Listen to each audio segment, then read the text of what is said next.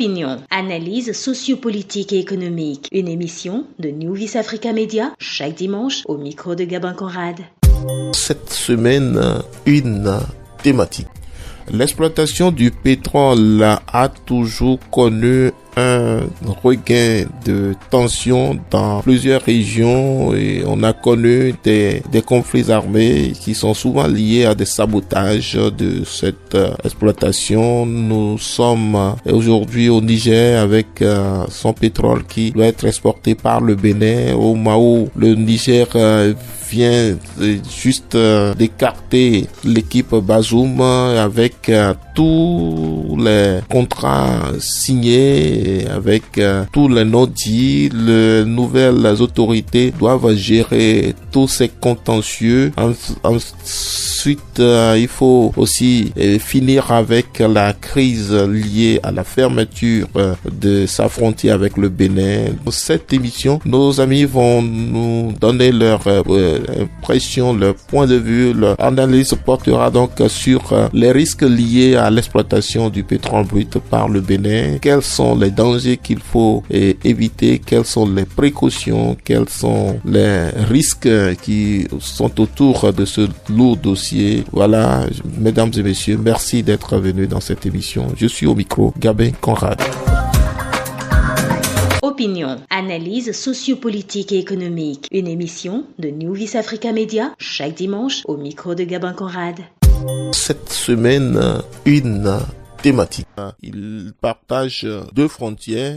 Il y a une avec l'Algérie et une autre avec la Libye. À l'est, ils partagent une frontière avec le Tchad. À l'ouest, par le Mali et le Burkina. Et au sud, par le Bénin et le Nigeria. Le Niger, donc, partage 7 frontières au total. Il est donc de bon augure qu'il ait une relation de bon voisinage avec tous ces pays. Et alors, lorsque nous allons à l'ouest, il est membre de l'AES, donc le Mali et le Burkina, donc sont déjà bien sécurisés pour lui, donc il n'a aucun souci à se faire à ce niveau. Alors, au nord, la Libye et l'Algérie, il n'y a pas de signe de malentendu, de dysfonctionnement de ces relations, de ces coopérations. Au Tchad, il continue d'avoir de bons voisinages avec les autorités tchadiennes. Au Nigeria, fermeture de sa frontière pour quelques semaines. Le Niger et le Nigeria ont rétabli encore leurs relations. C'est au Bénin où la frontière avait été fermée suite aux sanctions décrétées par la CEDEAO et ensuite réouverte qu'il a du mal à rétablir sa relation. Donc actuellement, ses frontières sont toujours fermées.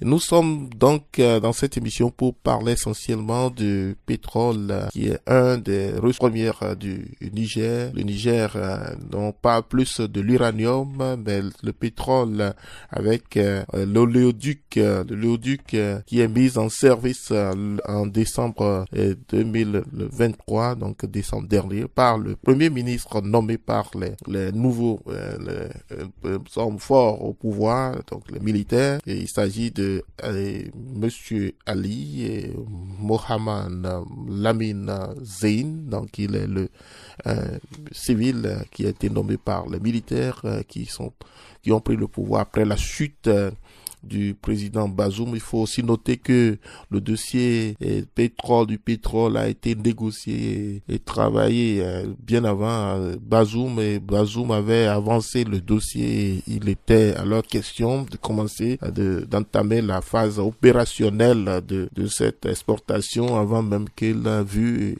sa chute.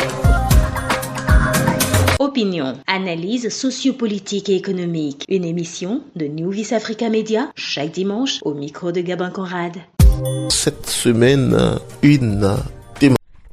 Le Niger, voilà, que exploitation et production du pétrole brut, c'est de ça il est question essentiellement. Nous allons poser la question à notre ami Abdoul Karim, le président du mouvement des jeunes panafricanistes du Bénin, qui répond très souvent à nos questions, qui est très régulier, très fidèle à notre émission, que nous remercions beaucoup. Alors pour son appui, il va alors nous accompagner dans cette émission. Merci à lui d'être avec nous. Bonjour, monsieur le journaliste. Je pense que l'exploitation du pétrole nigérien en pleine crise est une belle initiative parce qu'elle permet au Niger d'avoir les moyens financiers pour renflouer les caisses de l'État et faire face aux besoins de la population nigérienne. Vous n'êtes pas sans savoir que après le coup d'État du 26 juillet 2023, qui a vu le président Mohamed Bazoum renversé, la CEDEAO a pris toute une batterie de sanctions contre le Niger. Donc l'objectif était d'asphyxier économiquement le pays afin de créer une espèce de rébellion à l'intérieur et d'imploser le pays. Heureusement que le pays a su faire face à cette décision macabre de la CEDEAO. Alors maintenant, il est temps de faire tout ce qui est possible au niveau des autorités actuelles pour pouvoir permettre aux citoyens nigériens de vivre dignement. Et je pense que l'exploitation du pétrole entre dans ce cadre. Opinion, analyse sociopolitique et économique. Une émission de New Vice Africa Media chaque dimanche au micro de Gabin Conrad. Cette semaine, une thématique. La fermeture des deux bases des opérations militaires sur son territoire peut coûter au Niger des opérations de sabotage selon certains observateurs. Les autorités, donc, pour ces observateurs, les nouvelles autorités nigériennes multiplient les risques de sabotage, de déstabilisation. Et pour d'autres observateurs, c'est plutôt la meilleure stratégie pour avoir le contrôle de tous les moyens, de toutes les ressources nécessaires pour la poursuite des programmes de développement. Qu'en pensez-vous, monsieur Karim? Pour moi, le Niger s'en sort déjà. C'est vrai que c'est pas facile, c'est un pays enclavé, c'est un pays très appauvri et non pauvre. Le Niger n'est pas un pays pauvre, c'est un pays appauvri. Et cela depuis des décennies, pour ne pas dire des siècles, à travers tout ce que nous connaissons comme histoire de l'esclavage, de la colonisation et aujourd'hui de la néocolonisation. Donc je pense que les autorités actuelles du Niger sont sur la bonne voie. D'ailleurs, elles travaillent de commun accord avec celles de l'AES, à savoir le Mali et le Burkina Faso. Et il ne faut pas s'attendre à ce que dans 1 an, dans 2 ans, dans 3 ans, nous voyions la sortie de la fumée blanche. La fumée blanche ne peut pas jaillir dans 1 an, dans 2 ans, dans 3 ans. Il faut du temps. Vous savez ce qui est en train d'être fait actuellement au niveau des pays de l'AES, c'est toute une refondation des États de cette confédération. Et lorsque vous vous engagez à refonder, il faut suffisamment de temps. Parce qu'il y a un certain nombre de choses qu'il faut remettre en cause et qu'il faut remettre à leur vraie place. Et je pense que c'est le travail qui est en train d'être fait actuellement. Tout compte fait, l'espoir de l'Afrique tout entière se joue au niveau de l'AES. Et dans l'AES, vous avez le Niger qui joue un rôle moteur dans le processus, d'accord, de la renaissance africaine, dans le processus de la dignité africaine. Et donc, nous n'avons aucun doute que le Niger finira par s'en sortir. Vous avez vu tout récemment que les autorités nigériennes, fort de leur vigilance, ont dû envoyer des contrôleurs à Séné pour éviter que l'entreprise privée chinoise WAPCO, en coordination en quelque sorte avec le régime béninois, ne vole pas le pétrole nigérien. Ça veut dire que plus rien ne sera comme avant. Et avec cette logique, il faut s'attendre que le pays s'en sorte et même se porte mieux dans un avenir très proche. Opinion, analyse sociopolitique et économique. Une émission de New Vis Africa Media chaque dimanche au micro de Gabin Conrad. Cette semaine, une thématique. Alors, comment les nouvelles autorités peuvent faire la différence vis-à-vis des populations, cette population très appauvrie visiblement, et puisque le programme des Nations Unies classe ce pays comme parmi les derniers des pays les plus pauvres du monde, malgré toutes ces ressources qui sont exploitées sur le sol nigérien. Les nouvelles autorités au pouvoir doivent venir avec un programme, doivent démontrer, doivent alors prouver de quoi ils sont capables, comment peut-il se réaliser ces programmes de développement pour le bonheur des populations. Quelles sont les attentes de ces populations, Monsieur Abdul et Karim? Les populations nigériennes, tout comme toutes les autres populations du monde, n'attendent qu'une seule chose, le bien-être. Le bien-être, d'abord individuel et collectif. Et je pense que c'est ça l'objectif en réalité du développement. Le développement, ce ne sont pas les chiffres que la Banque mondiale ou bien le FMI, d'accord, nous endorment avec. Le développement véritable se reflète à travers, d'accord, la vie quotidienne des citoyens. Si les gens arrivent à manger à leur faim, les gens arrivent à s'instruire, les gens arrivent à se soigner lorsqu'ils sont malades, je pense que c'est ça le plus important. Les infrastructures viendront ensuite parce qu'il faut des hommes pour bénéficier des infrastructures. Si les hommes ne vivent pas, les infrastructures, qu'elles soient routières et autres, ne serviraient à rien. Mais nous sommes conscients de ce qu'elles contribuent hautement au développement d'une nation. Il n'y a pas de débat là-dessus. Donc, il y a espoir pour les populations nigériennes qui n'attendent que leur bien-être. Et je pense que dans leur écrasante majorité, elles comprennent les enjeux actuels. Et c'est pour cela que d'ailleurs, elles n'hésitent pas à accompagner le CNSP.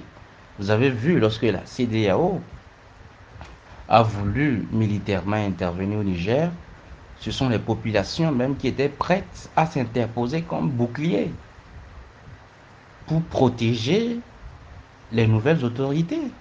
Ça veut dire qu'il y a une prise de conscience au Niger. Ça veut dire que les populations nigériennes, même si ce n'est pas elles toutes, mais dans leur écrasante majorité, comprennent les enjeux du moment. Opinion, analyse sociopolitique et économique. Une émission de New Vis Africa Media chaque dimanche au micro de Gabin Conrad. Cette semaine, une thématique.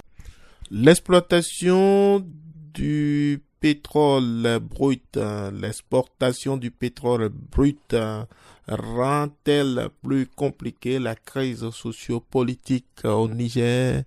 Voilà, c'est sur cette thématique que nous sommes rentrés. Nous sortons donc de cette émission avec les réactions que nous avons suivies et nous comptons sur les autorités nigériennes que les dispositions, les meilleures solutions seront trouvées en tenant compte de la géopolitique, en tenant compte des crises dans la sous-région, aussi en tenant compte de toutes les potentialités et de cette population, en tenant compte également des accords signés avec ses partenaires.